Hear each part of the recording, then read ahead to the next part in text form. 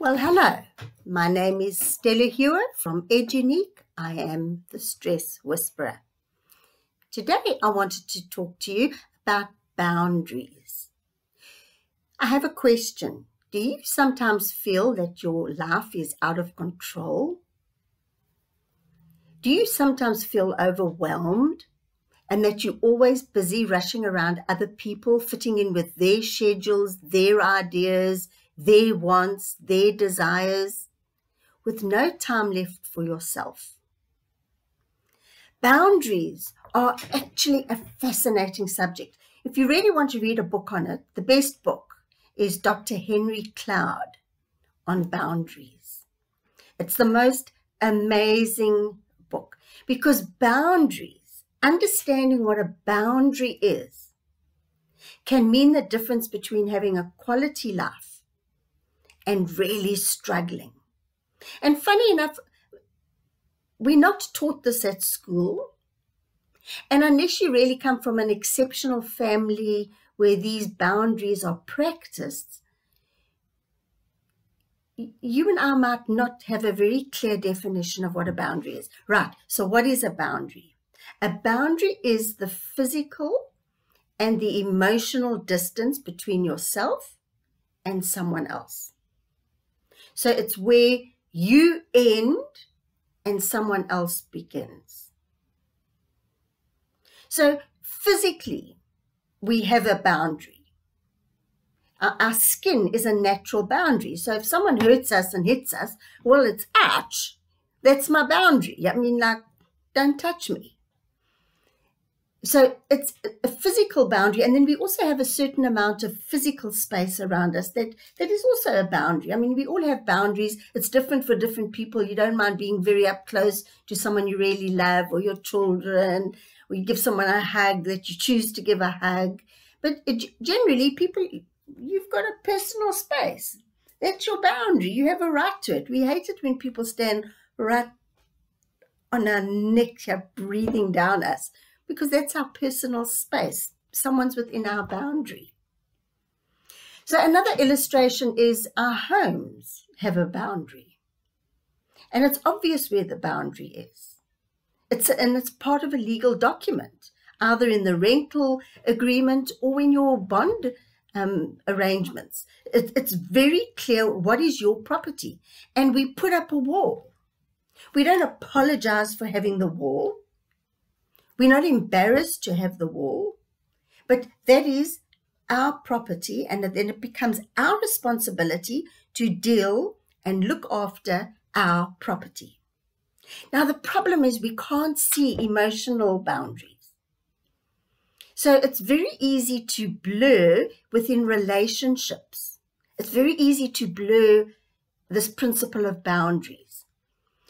And because it's a fine balance, we can either build too firm boundaries, where we are blocked off from people, where we keep people at a far distance, and we don't let anything in.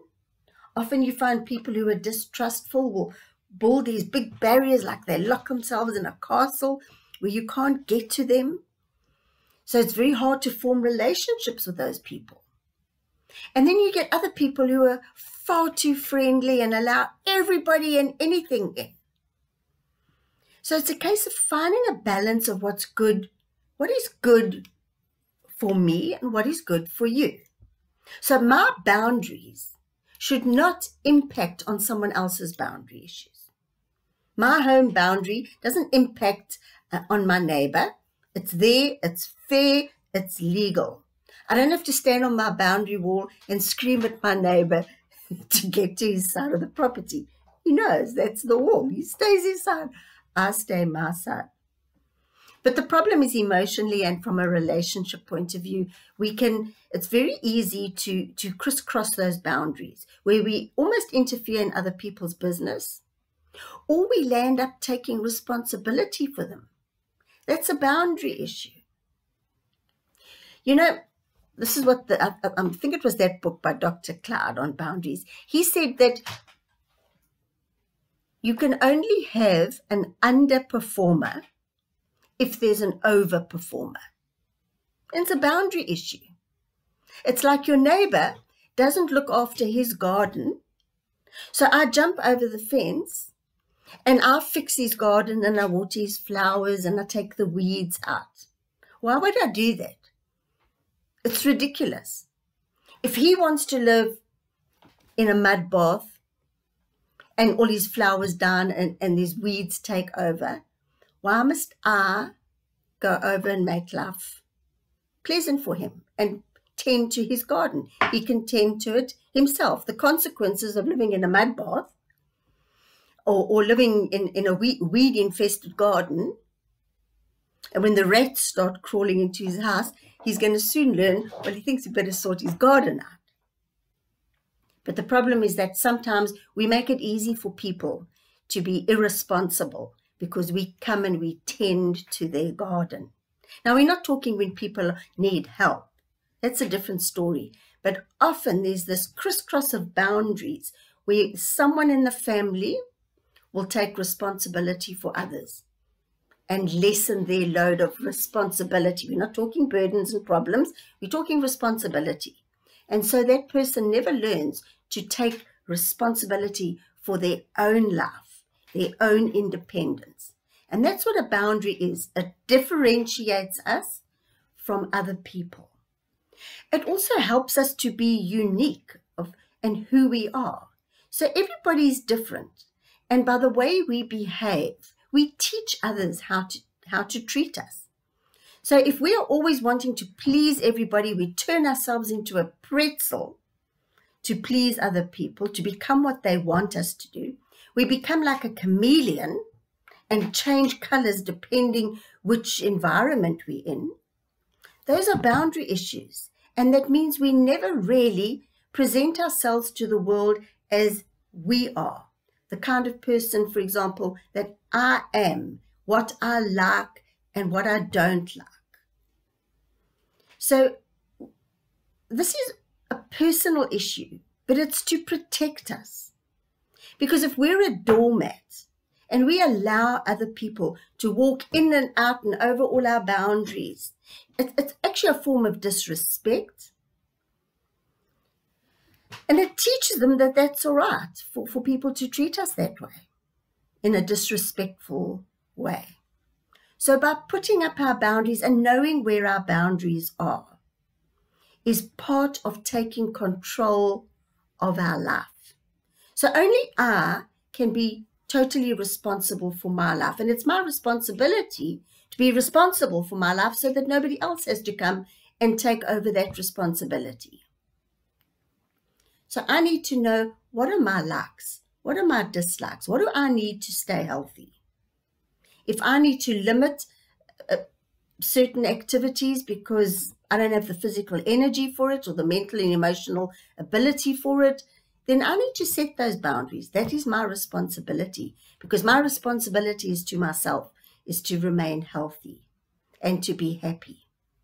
So just as I will protect my skin and I will put plaster on it and I will keep things away that are dangerous, that are going to hurt me in a physical way, and just as we protect our homes, we have a burglar alarm, we have burglar bars, we might have wires on the top of our walls so that we prevent people infringing on our physical boundary.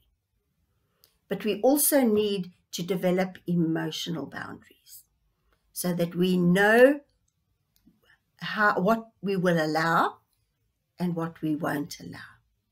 But remember, my boundaries do not infringe on anyone else's. Basically, we all have certain rights as a human being.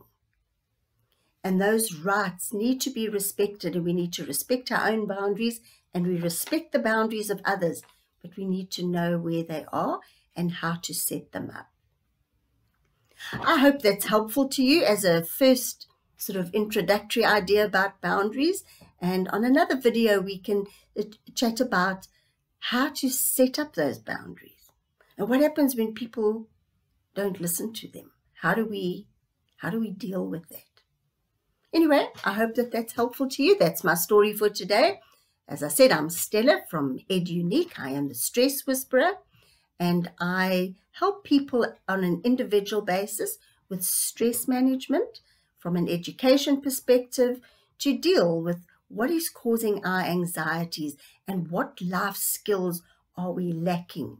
And very often it could be merely understanding this issue of boundaries, of knowing that we have a right to have certain boundaries, and we have to have the courage to put up those boundaries. Right, that's my story.